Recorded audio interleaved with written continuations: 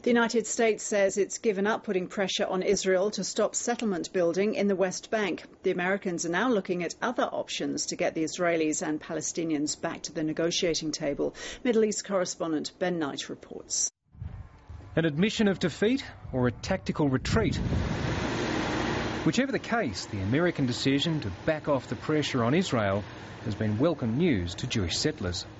It's a little crazy when you think about it that countries outside of the region should have anything to say about where sovereignty lies.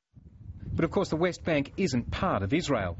It's land that's been occupied since Israel captured it in 1967. And it's where Palestinians want to create their own nation. And they say every new Jewish home that's built here makes that harder to achieve. The reaction is really disappointment.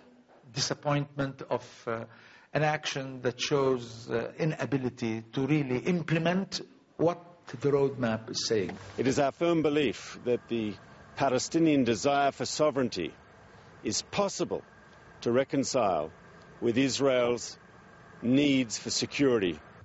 In August this year, Barack Obama set an ambitious goal of a peace agreement within 12 months.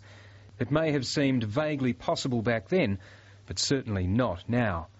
There are some in Israel who question the wisdom of humiliating the country's most powerful ally, but not many. Clearly, a lot of Israelis would like to see a peace deal. But the reality is that for many, the status quo is working and it's simply not that high a priority.